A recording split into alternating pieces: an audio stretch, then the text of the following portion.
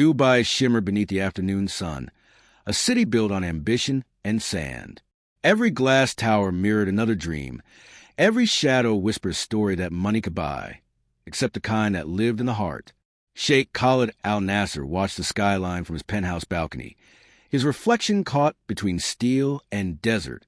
50 years old, regal and disciplined, he was a man who had everything and nothing left to chase. Then came Madeleine Carter. She arrived like a mirage in motion. Tall, graceful, blonde hair gathered in soft waves that defied the desert heat. She was invited to an art exhibition by an Emirati friend. And that's where Khalid first saw her, framed beneath a chandelier of crystal light, sipping champagne as if the world had paused for her. When he approached, her smile was polite, curious. "You're Sheikh Khalid, aren't you? The man who owns half of Jumeirah?" He smirked, used to admiration but intrigued by her ease. "And you must be the woman who doesn't care." That made her laugh, a real laugh, the kind that disarmed him. From that night, they became inseparable. For weeks, tabloids whispered about the Sheikh and the socialite, painting them as a fairy tale couple. Power meets beauty, tradition meets freedom. But behind closed doors, their worlds collided more than they connected. Madeleine found his discipline alluring at first, the way he spoke with authority, the way the world bent around his command. Yet, in the stillness of their evenings, she sometimes stared at him and wondered what it would feel like to breathe without being observed. Khalid, in turn, admired her spirit, but never fully trusted it. Her laughter drew too much attention. Her Western bluntness embarrassed him at gatherings. He adored her in public and corrected her in private. Still, he courted her with extravagance. A white stallion on her birthday, a yacht party under the moonlight, and finally, a diamond ring that caught every color of the Gulf sunset. Their wedding was the kind that made headlines. Guests arrived in Rolls Royces and helicopters. Pearls and prayer mixed under the same chandeliers. Madeleine stood in a gown of ivory silk, her eyes soft but unreadable.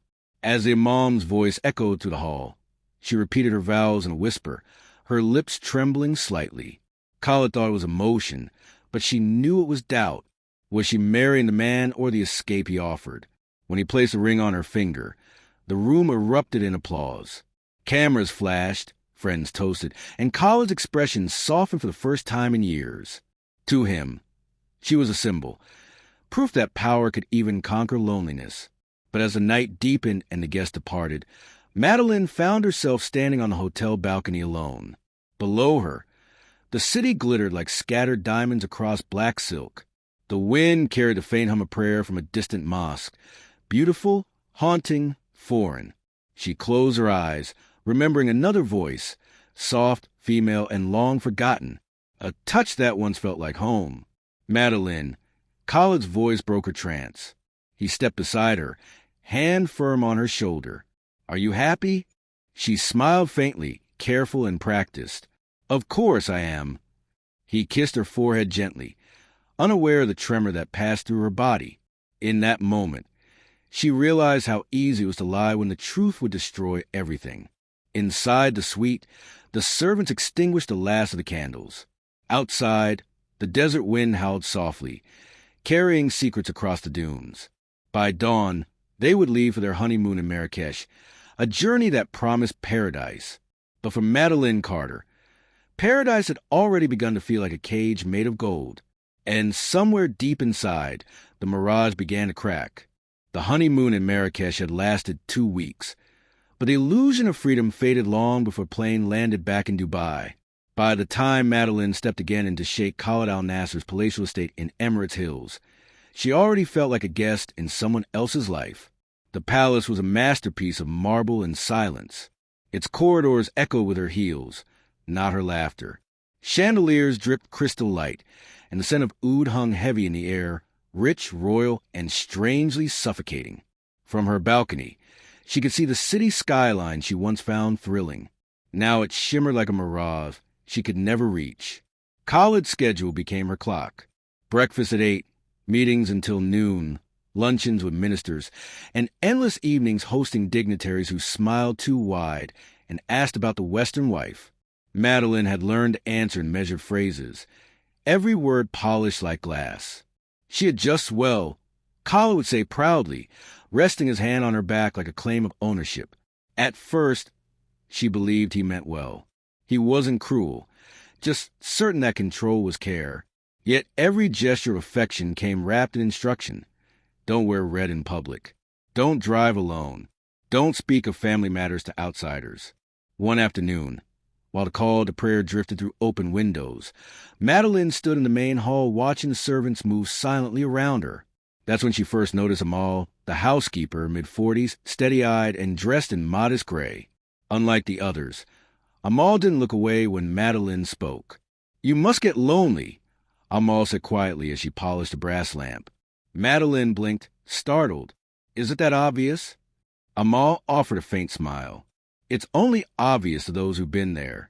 Their conversation ended when footsteps approached, the measured, deliberate sound that always made the air tighten. Khalid entered. Phone pressed his ear, giving orders in Arabic sharp as steel. He nodded to Amal, then to Madeline, but his eyes lingered on her uncovered shoulders. She felt the silent rebuke and pulled her shawl tighter. That night, over dinner, he tried to be tender. "You're learning, Madeline. You're becoming part of this place." "Part of it," she echoed, forcing a smile. "But not of you?" Khalid looked up from his plate, expression unreadable. "In my world, there's no difference." His words settled between them like dust. "Fine, invisible, impossible to remove."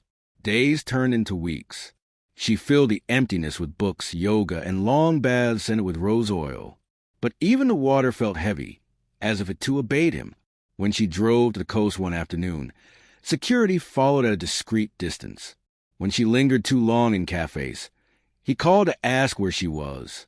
At night, she dreamt of open roads and unnamed laughter.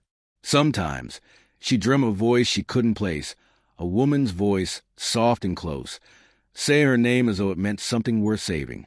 "Madeline," Amal said one morning while arranging fresh flowers in the drawing room, "you should find something of your own here. Otherwise this house will eat you alive." Madeline watched the petals fall from Amal's hand, scarlet against white marble. "And if it already has?" Amal didn't answer. She didn't need to. By evening, Khalid returned from a business trip, surrounded by aides and flashing cameras. Madeline stood beside him, the obedient silhouette. Reporters shouted questions, calling her the Sheikh's American jewel. She smiled on cue, the same practiced curve of lips that had become her armor. When the doors finally closed behind them, she slipped out to the terrace. The night air tasted of dust and sea. From far below, the city lights shimmered, alive, restless, free. Somewhere beyond them, she imagined people who spoke without permission, who touched without fear. Behind her, the palace glowed like a cage made of light. Inside, Khalid's voice echoed down the hall, calling her name. Madeline didn't answer. Her fingers traced the cold iron of the balcony rail, and for the first time, she wondered what waited beyond those walls. The place where someone, someday, might finally see her. The invitation arrived in a cream envelope sealed with gold. Alfar Art Gala, Jumeirah Beach residence. Khalid's business partners were among the sponsors, so attendance was non-negotiable. "It will be good for you," he told Madeline, straightening her diamond necklace before they left. "You'll meet people who understand refinement." She smiled, though she knew refinement meant obedience. The ballroom shimmered under glass chandeliers. The walls were draped with portraits and abstract canvases, each carrying a price that could buy a small villa. Conversations hummed in Arabic, French, and English. The scent of oud and champagne mingled in the air, rich and dizzying. Madeline drifted away from Khalid's circle of investors and diplomats, pretending to admire a photograph, a black and white image of a woman standing alone on a rooftop, her hair caught in the wind. Something about it stopped her. There was a loneliness there, raw and unguarded. "She looks free, doesn't she?" a voice said behind her. Madeline turned. The woman was slender, with olive skin and dark curls that framed sharp eyes full of quiet confidence.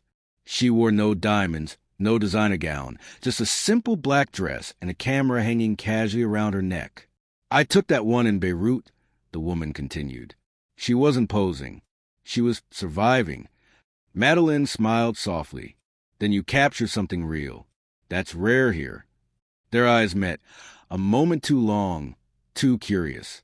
I'm Layla Haddad, the woman said, extending a hand. And you're the Sheikh's wife.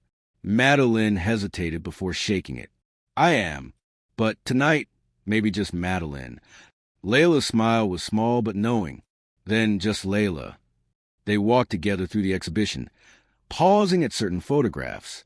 Layla spoke about light, silence, and truth, words that made art feel human again. Madeline listened, drawn not just to her words, but to the calm certainty behind them. When Khalid approached, Layla's demeanor shifted, polite but distant. Madeline, he said, his tone low, we should greet the minister. Of course, she replied quickly. This is Layla Haddad, the artist. Khalid nodded briefly.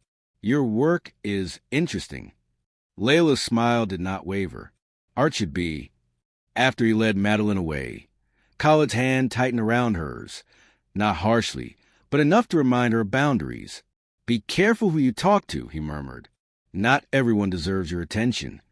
Madeline said nothing, but when she glanced back, Layla was still there, camera in hand, capturing the crowd with effortless grace. Their eyes met again just once before Layla turned away. That night, Madeline couldn't sleep. The memory of Layla's gaze haunted her. Not romantic yet, but dangerous in its simplicity. Someone had finally seen her, not as a symbol or possession, but as a person. The next afternoon, a small envelope arrived at the palace, addressed only to Madeline Carter. Inside was a black and white print, the same rooftop woman from the gala, and a handwritten note. Freedom isn't always about leaving. Sometimes it's about being seen. L.H. Her pulse quickened. She read it again, then hid the photo inside her sketchbook before Khalid returned. Over the following weeks, they crossed paths by coincidence, or perhaps by intention. A charity auction, a gallery opening, a quiet cafe where Layla pretended surprise and Madeline pretended restraint. Each meeting chipped away at the walls between them. They talked about New York, Beirut, and the feeling of living in someone else's shadow. Layla's laugh was low and unguarded, the kind that made silence afterward feel intimate. Once, as they stood near the water, Layla lifted her camera. Let me take your portrait, she said. Madeline hesitated. I don't like being looked at. Layla's eyes softened. Then let me show you what I see instead. The shutter clicked. One saw frame. Then another. For the first time in months, Madeline didn't feel like an ornament. She felt alive. When she returned home that evening, Khalid was waiting in the study, his tone casual, his eyes sharp. You've been out late, he said. Just the gallery, she replied. He smiled faintly. Be sure the art doesn't change you too much. But it already had. And soon, that single photograph would become the beginning of something neither of them could control. The message came late at night. Short, careful, typed on thick cream stationery tucked inside a bouquet of white orchids. For the portrait, no one will see. L. Madeline read it 3 times before hiding it between the pages of a book. The palace was quiet. Even the air felt like it was listening. Khalid was away on a business trip to Riyadh, and for the first time in months, she was truly alone. 2 days later, she stood in front of a modest studio hidden in the narrow alleys of Al Circle Avenue. The contrast was striking. Outside, Dubai roared with traffic and light. Inside, silence reigned. Layla greeted her with a smile that was both shy and certain. You came. I wasn't sure I would, Madeline replied, stepping into the room. Sunlight filtered through gauzy curtains, painting the walls in muted gold. The scent of coffee and paint lingered in the air. Photographs lined every corner. Women laughing, crying, staring directly at the lens as if confessing to it. Layla adjusted her camera and motioned toward a wooden chair. Sit, she said softly. Just breathe. Madeline obeyed. The first click of the shutter startled her. Sharp, echoing, intimate. Layla smiled. You look afraid. I am, Madeline admitted. Good. Layla whispered, lowering the camera slightly. Fear is honest. Between each frame, their words began to blur into laughter. Small stories shared, confessions traded in the safety of 4 walls. Madeline spoke of New York winters and the noise of subways. Layla spoke of Beirut nights filled with music and revolution. They spoke like people who had forgotten they were supposed to be careful. Does he love you? Layla asked suddenly. Madeline hesitated. He loves what I represent. That's not the same. And what do you love? Madeline looked away. Freedom. Layla set the camera down. The silence that followed was heavy, trembling with something unnamed. When she finally lifted her gaze, Layla was standing closer, close enough that Madeline could feel her breath. Neither moved for several seconds. Then, with the gentlest certainty, Layla's hand brushed Madeline's cheek. Madeline froze, not from fear, but recognition. The moment stretched, broke, and in its breaking, their lips met. It wasn't desperate. It wasn't planned. It was quiet, almost reverent. Like two people praying for something they both knew they'd never be allowed to keep. When they pulled apart, Madeline's pulse thundered in her ears. "We can't," she whispered. "I know," Layla said, "but we already did." They laughed then, soft, breathless laughter that sounded more like relief than joy.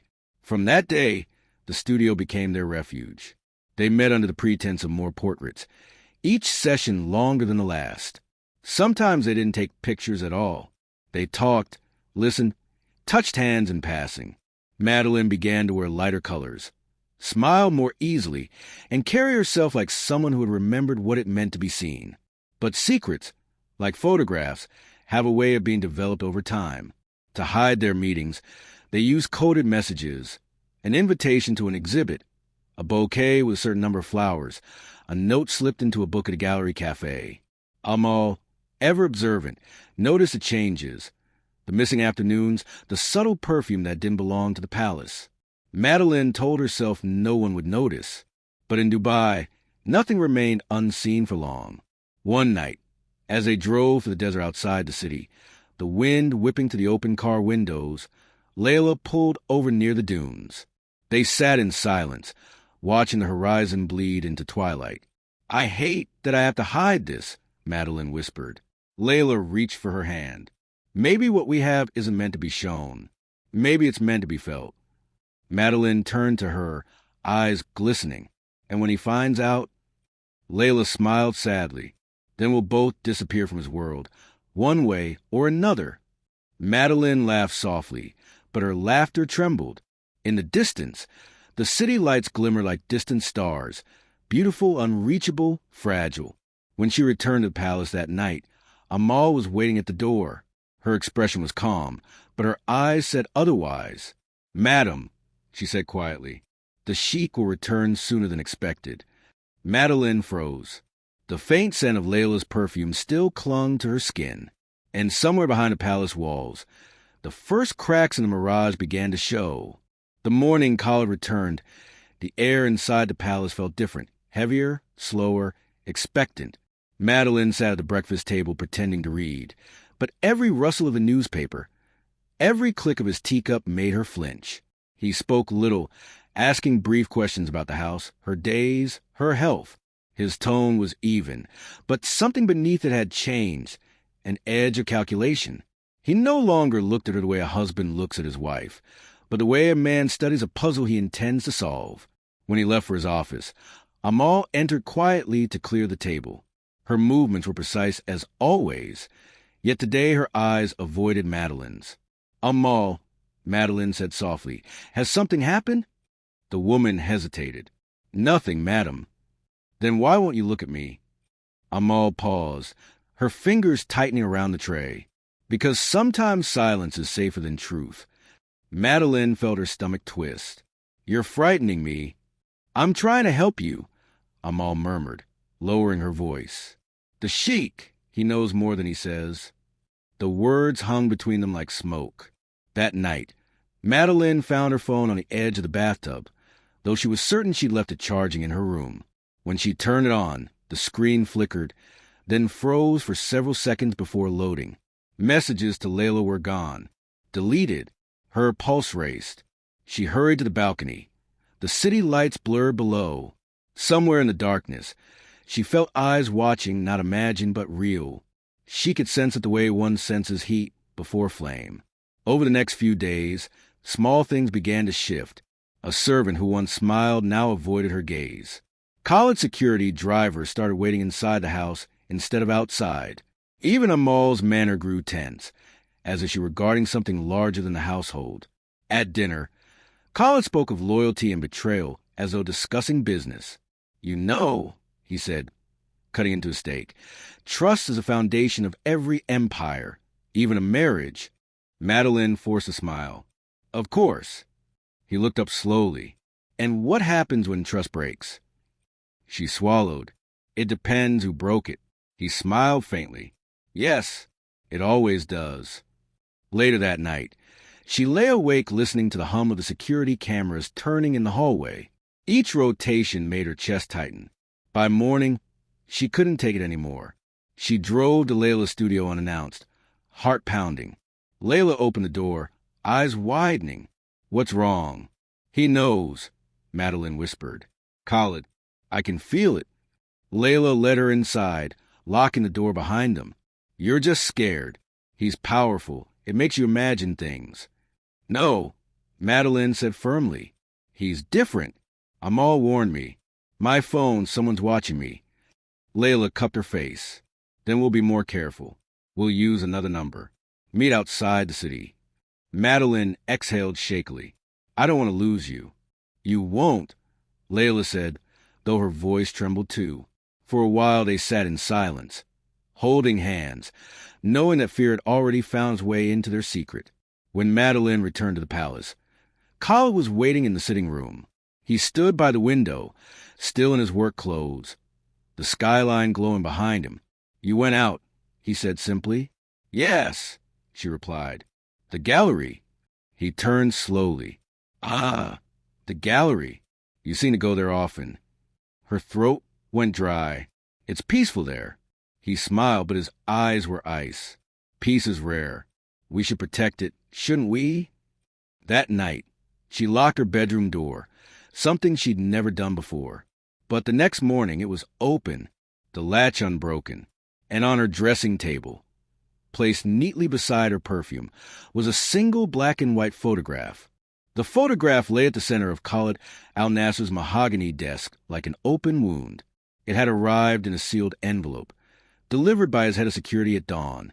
Inside were half a dozen more, each one a precise betrayal captured in grain and light. Madeline and Layla in the desert villa, their bodies angled close, their faces bare fear, lips just touching. Khalid didn't speak for hours. He only stared motionless, the gold of morning creeping across his office floor. Outside, Dubai hummed with its daily rhythm. Cranes lifting steel, cars gliding over Sheikh Zayed Road, but inside, silence reigned vast and punishing. When Amal entered with his coffee, she froze at the sight of the photographs. Her face paled, but she said nothing. Khalid finally lifted one image between his fingers, studying it as though trying to understand the language of a dream. "Who took these?" he asked. "One of the guards assigned to Madame's route," Amal said carefully. "He followed her after she dismissed the driver." "And you knew?" His tone was even, almost gentle. Her voice shook. "Only that something was wrong. My lord." He nodded slowly. "You've done well." Then, softer, "Leave me." The office door closed behind her with a whisper. Khalid remained still until sunset, the call to prayer echoing through the city. He did not pray. He could not. Every whispered word of worship caught on the edges of his breath. By the time he rose, the world outside had dimmed into amber haze. That evening, when Madeline descended for dinner, she found the table set for two, candles lit, a familiar melody playing from the speakers. The air felt staged, a performance awaiting its final act. Khalid stood by the window, back to her, dressed immaculately in white. "You look beautiful tonight," he said without turning. Madeline hesitated. "Thank you." He faced her then, eyes unreadable. "I wanted us to dine alone. No staff." She forced a smile. "That's nice." They sat. He poured her wine, poured none for himself. For a few minutes, he spoke of business, trade negotiations, construction delays, the ordinary rhythms of a life that had already collapsed. Then he fell silent. "Khalid," she whispered. He placed his napkin on the table, reached for a folder beside him, and slid it across. Open it. Her heart pounded. She opened the folder. Photographs spilled out. The color drained from her face. Khalid watched her without blinking. Do you know what I hate most, Madeline? His voice was soft, dangerous. Not sin. Sin I can understand. But humiliation that I cannot forgive. Madeline tried to speak, but her throat closed. It's not what you think. It's exactly what I think, he interrupted. My guards, my staff, they all saw. My wife with a woman. You made me a fool before God. Tears filled her eyes. You don't understand. I was alone. You built me a palace and called it love, but it was a cage. He leaned closer, the muscles in his jaw tight. You had everything. Everything except myself, she said sharply. You never saw me, Khalid. Only what I was meant to be, quiet, obedient, decorative. Layla saw the rest. The name struck him like a slap. He stood, turning away, his hands trembling though his voice did not. You have no idea what you've done. Madeline rose too. Then tell me, what will you do, Khalid? Lock me away? Divorce me? Kill me? He turned back to her, his expression unreadable. Do you think I would stain my hand with your blood? Silence. Then he stepped closer, whispering, No, Madeline. I will let the truth do it for me. Her breath caught. What does that mean? It means the world will soon know who you are, what you are. She flinched. Please, Khalid. His gaze softened, almost mournful. You could have told me. I might have understood. But you lied. You made me weak. For a moment, they stood inches apart, husband and wife, judge and prisoner, bound not by love anymore, but by ruin. Then Khalid turned away, leaving her alone in the echo of her own heartbeat. Outside, thunder rolled over the desert horizon. The invitation arrived as a handwritten note placed on Madeline's vanity that morning. Dinner tonight, 8 p.m., the terrace. I've also invited your friend. Khalid. No name, no explanation, but she knew. Her stomach turned cold. When evening came, the palace glowed under a wash of amber light. Staff moved quietly, their faces unreadable. The table was set for 3. White roses, crystal goblets, silver cutlery that gleamed like small weapons. Madeline arrived first, her hands trembling as she adjusted the clasp of her diamond bracelet. The air smelled of jasmine and unease.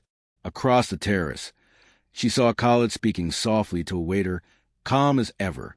There was no fury, no shouting, and that calm frightened her more than rage ever could.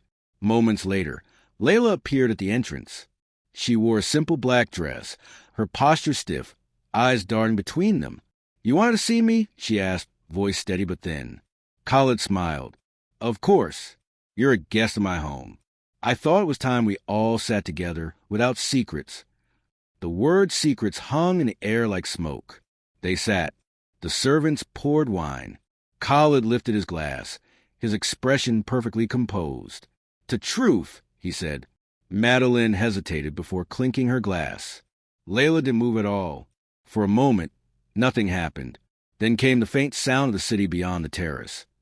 Distant laughter, car horns, life continuing somewhere else. Khalid carved his lamb slowly, deliberately. You're an artist, Miss Haddad, he said, his tone conversational. Photography, yes? Yes, Layla answered carefully. Portraits. Emotion, like the forbidden, he interrupted softly. That's what draws you, isn't it? What hides behind the face. Madeline's pulse thundered. She reached for her glass, but her hand shook. Khalid, please. He raised a finger. No interruptions. This is important. Layla tried to meet his gaze. If you brought me here to humiliate us. Us. Khalid repeated, smiling faintly. So there isn't U.S. Thank you for clarifying. Silence fell like a blade. A servant entered, refilling their glasses, but Khalid's subtle nod sent him away again. Only the 3 of them remained now, husband, wife, and lover, trapped in candlelight. He leaned back in his chair. Do you know what I admired about you, Madeline? He said quietly. You had courage. You crossed cultures, oceans, gods. But in the end, courage without loyalty is just vanity. Her voice broke. You can't do this. He tilted his head. Do what? Offer dinner? Layla's chair scraped against the marble. I'm leaving. Khalid's voice hardened. Sit down. It wasn't a shout. It was colder, deadlier. Layla froze. Madeline's breath came shallow. Please, Khalid, if you ever love me. Love, he whispered. Yes, I did. Enough to believe in you. Enough to forgive you once. But betrayal, it rots the soul. He stood, walked to the edge of the terrace, and looked out over the desert lights. His reflection glimmered in the glass doors, regal, still, almost tragic. Behind him, Madeline reached for Layla's hand under the table. It was trembling. Their eyes met, not with passion now, but with shared fear, silent apology. Khalid turned. Do not mistake my silence for mercy. I have prayed all week for guidance. And now, I understand God sees truth, even when men pretend blindness. He smiled faintly, the kind of smile that did not belong to forgiveness. Then he said, almost tenderly, Eat, both of you. It would be a shame to waste the last meal we share. A chill swept through Madeline. She looked down at her plate, the lamb glistening red beneath the candlelight. Somewhere inside her, a scream rose but did not escape. Outside, the desert wind began to howl. The candles had burned low, their wax pooling like melted time. Midnight crept into the palace on silent feet. The dinner table was still set, half-eaten dishes turning cold, wine staining the linen like dried veins. Madeline sat rigid in her chair, unable to move. Layla was gone, escorted out by 2 guards at Khalid's quiet command. There had been no shouting, no scene, only a chill pardon that felt final. Now the house was a tomb. From the corridor, the sound of footsteps approached, deliberate, echoing. Khalid entered the marble hall, his white kandura immaculate despite the night's tension. He paused at the base of the grand staircase, looking at her as though memorizing the shape of betrayal. You should rest, he said softly. Tomorrow will be difficult. Madeline's voice was barely a whisper. What happens tomorrow? He didn't answer. She rose slowly, her reflection fractured in the mirrored walls. Where is she? Khalid turned away. Safe. For now. Don't hurt her, she pleaded. His reply came like a sigh. I already have. He began to walk away, but something in her broke. A sound, raw and desperate, tore from her throat. You can't destroy everything just to protect your pride. Khalid stopped. His shoulders stiffened. My pride. He turned back, eyes cold as winter glass. You shame me before God, before the men who bow when I enter, and you speak of pride. Her heartbeat roared in her ears. You think you own me. You think control is love. He stepped closer, each movement precise, terrifying. I gave you my name, my home, my world, and you filled it with filth. The word struck like a whip. Madeline stumbled backward, breath sharp, tears burning. You're killing me, Khalid. He smiled faintly. Not yet. She moved toward the table, fingers trembling as she steadied herself against the edge. The silver gleamed, a knife, a glass, the empty wine bottle, all glittering under the chandelier's unholy calm. Khalid's voice softened, almost sorrowful. You had a choice, Madeline. You could have been my queen. Instead, you became my disgrace. Something inside her snapped. Then I'll wear it, she hissed. I'll wear your disgrace until it burns the skin off your soul. He took another step forward. You forget where you are. No, she said. I finally remember. Her hand reached for the nearest object, the gun Khalid had left on the console table earlier that evening. A precaution, he'd said, for safety. Now it felt heavy and alive in her hand. Khalid froze. Madeline, don't come closer. His expression didn't change. You won't pull the trigger. She was shaking. Don't test me. You're not a killer, he said, stepping closer still. You're frightened. You want someone to save you. She swallowed, tears streaming. There's no one left to save me. He raised his voice slightly. Give me the gun. No. Madeline. Stop, she screamed, the word ripping to the hall like thunder. And then chaos. He lunged forward, hand outstretched. Her body reacted faster than thought. A flash. The deafening crack of the gun splitting the air. For a moment, everything stilled. Khalid staggered, eyes wide, a crimson bloom spreading across his chest. He looked almost surprised, as if betrayed not by her hand, but by fate itself. His fingers brushed the wound, trembling, before he collapsed onto the cold marble floor. The gun clattered from her grip. The echo rang through the palace like a church bell tolling for the dead. Madeline stood frozen, chest heaving.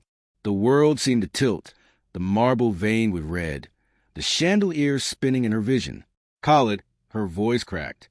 She fell to her knees beside him, pressing her hands against the spreading blood. Please, please. His lips moved faintly, no sound emerging, only the wet gasp of a man between worlds. His eyes met hers one last time.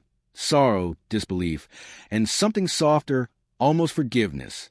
Then his head fell back. Stillness. The palace was silent again.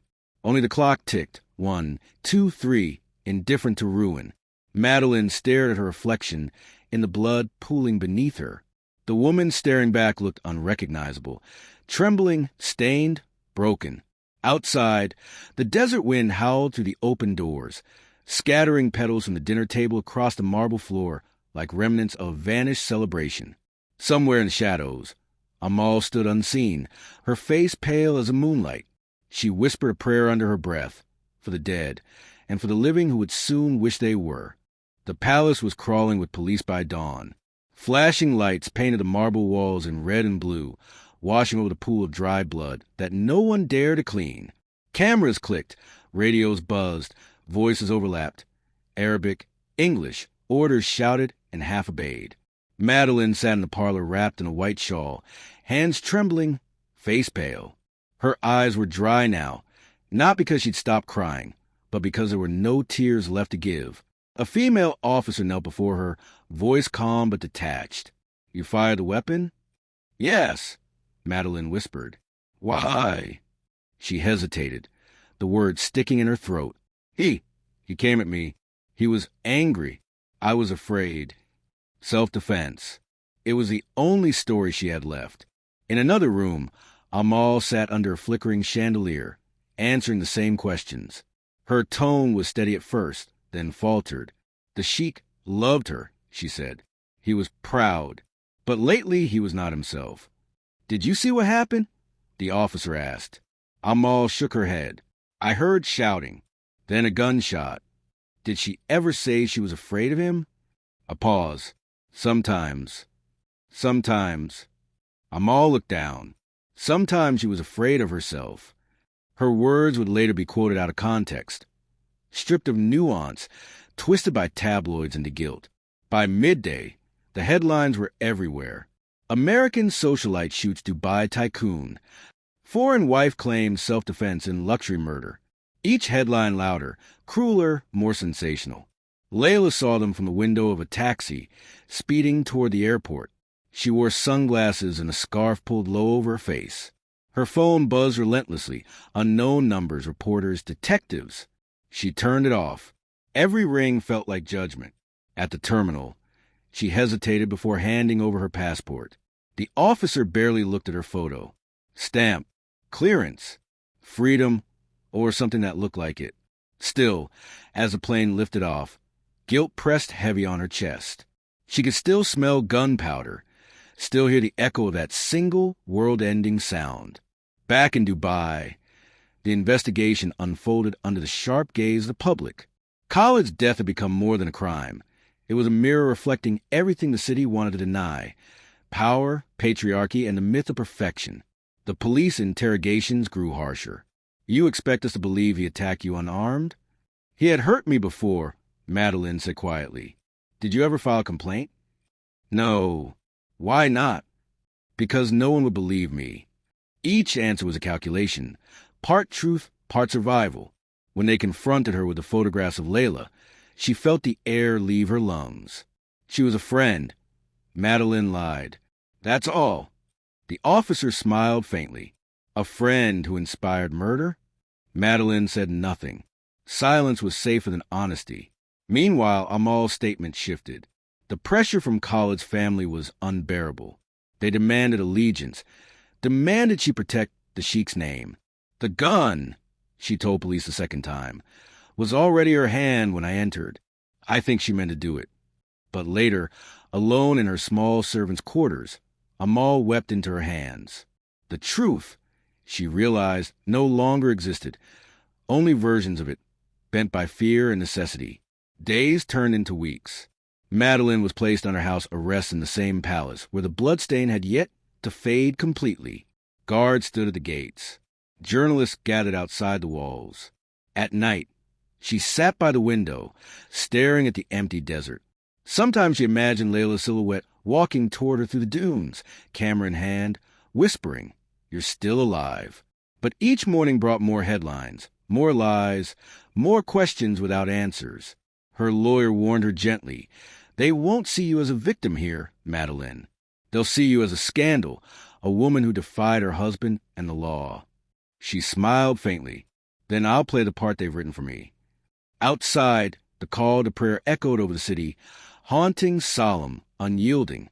In the palace hall, Amal lit incense, whispering to no one, "May God forgive us all for the lies we tell to survive." The room was windowless, its walls the color of ash. The air smelled faintly of disinfectant and fear.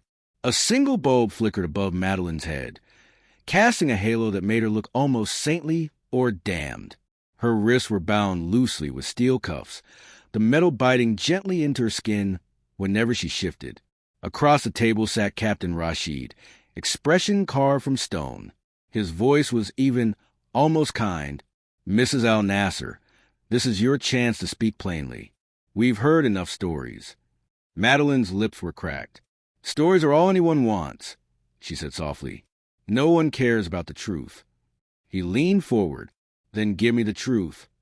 She closed her eyes. Silence stretched, heavy and suffocating. When she finally spoke, her voice came like a tremor. "He didn't kill me. He killed who I was allowed to be." Rashid frowned. "What does that mean?" "It means," she said, lifting her gaze to meet his, "every day of my marriage was a funeral, a slow burial under gold and silence." Her words seemed to hang in the air. The translator hesitated before repeating them in Arabic. Even then, the meaning felt too large, too raw. Madeline's hands clenched in her lap. "When I first met Khalid, I thought I'd found freedom. He was power, confidence, everything I thought I needed to feel safe. But I didn't see the price that safety would cost me myself." Rashid's pen paused mid-scratch. "And Layla Haddad?" Madeline's voice softened. "She showed me what it felt like to breathe again. It wasn't love at first. It was recognition. Like looking into a mirror that didn't lie." The officer's eyes hardened. "So you admit the affair?" "I admit to being human." He exhaled slowly. "You realize how this sounds? To the court, to his family, to your country?" Madeline smiled faintly. Truth always sounds wrong when people learn to worship lies. The bulb above them hummed, a faint electric buzz that seemed to pulse with her heartbeat. Rashid folded his hands. "Why the gun, Madeline?" Her eyes flickered, a memory flashing like lightning. The marble floor, Khalid's voice low and trembling with humiliation, the wine glass shattering. "Because he was going to destroy me," she said finally, "not with his hands, with his power. He would have made me disappear quietly, like a scandal erased before morning." Rashid studied her for a long moment. "And you call that justice?" "No," she whispered. "Just survival." For the first time, his composure faltered. He turned off the recorder, leaned back, and regarded her not as a suspect, but as a woman stripped of everything. "You know this confession will condemn you." Madeline nodded. "Condemnation is cleaner than pretending." He rose, signaling the guards. The chains rattled as she stood. In that sterile room, she looked almost serene, like a woman who had finally stopped running. As they led her down the corridor, she caught a reflection in a narrow pane of glass. Her face was thinner, older, yet there was something fierce in her eyes, a light that no verdict could extinguish. At the end of the hall, she turned to the officer escorting her. "Tell them whatever they need to hear," she said quietly. Just make sure they know I told the truth. Outside, dawn was breaking over the desert. The sky blazed orange and red, as if the world itself were on fire. For the first time in months, Madeline inhaled deeply. The air sharp, unfiltered, real. Somewhere beyond the city walls, the call to prayer began. It sounded like forgiveness and judgment all at once. The desert stretched endlessly, its horizon trembling under the heat of late afternoon. The dunes shifted like sleeping beasts, each gust of wind erasing traces of what had passed. Near the edge of an isolated cemetery outside Dubai, a single figure moved slowly, cloaked in black from head to toe. Layla Haddad had returned. No cameras, no witnesses, only silence and the low hum of the wind dragging grains of sand across the marble headstones. She paused at the gate, her fingers trembling as she adjusted her veil. The guard nodded, unaware of who she was, unaware that the woman before her was a ghost of scandal long buried by wealth and shame. Khalid al-Nasser's grave was marked with understated grandeur, a slab of white marble engraved with Quranic verses, its edges sharp and perfect. The earth around it was smooth, untouched. Wealth had ensured beauty even in death. Layla knelt, her knees pressing into the hot sand. For a moment, she couldn't breathe. Everything around her seemed to hum, the silence, the air, her own heartbeat. She reached into her satchel and pulled out a small photograph. It was the first portrait she had ever taken of Madeline. Sunlight spilling through lace curtains, Madeline's hair unpinned, laughter caught in the middle of escape. There was no jewelry, no pretense, no fear. Just a woman who, for one stolen instant, had belonged to herself. Layla stared at the image, her throat tightening. "You loved her," she whispered, looking at the grave. "In your way. And maybe that's why you destroyed her." The desert wind rose, carrying her words into the horizon. Layla placed a photograph at the base of the marble slab, pressing a small stone over it so it wouldn't drift away. The image flickered in the dying light. Madeline's smile soft and defiant, alive even in memory. From her coat pocket, Layla drew a folded newspaper clipping. The headline read, "American wife sentenced to life for Sheik's murder." Below it, Madeline's face, pale, expression unreadable. She looked both broken and free. Layla's fingers brushed the page. "You told the truth, didn't you?" she murmured. "Even when it destroyed you." A tear slid down her cheek, tracing a thin path through the dust. She wiped it away before it could fall on the grave. "I should have stayed. I should have—" Her voice broke, lost of the wind. Somewhere behind her, a muezzin's call began to echo across the sands, soft, mournful, eternal. The sound wove through the air like a prayer for both the living and the damned. Layla rose to her feet, her black abaya catching the wind like wings. She looked out across the desert, where the sun dipped low and bled into the horizon. For a long time, she stood still. Images rippled through her mind. Madeline laughing at the studio, whispering by candlelight, trembling in the dark, the way she had once said, "One day, they'll erase us, but for a while we'll know we existed." Layla whispered back to the wind, "I won't let them erase you." Then she turned and walked away. Each step left a shallow print that the sand eagerly devoured. Within minutes, the desert had swallowed her trail, leaving nothing, no proof, no trace, no witness. By the time she reached the main road, the light had faded to indigo. A truck rumbled past, stirring another wave of dust that blurred the graveyard from view. Layla pulled her scarf tighter and glanced once more toward the horizon. Somewhere beyond those dunes, Madeline lived out her sentence. Change replacing silk, silence replacing applause. Yet in that buried photograph, she was eternal, unbroken, free. Layla stepped into the car waiting at the roadside and whispered to herself as the engine started, "Some stories aren't meant to be told, only remembered." Behind her, the desert exhaled, the wind sweeping over Khalid's grave and carrying the photograph's edges upward, just enough for Madeline's smile to catch one last ray of dying sunlight. Then the wind took it, and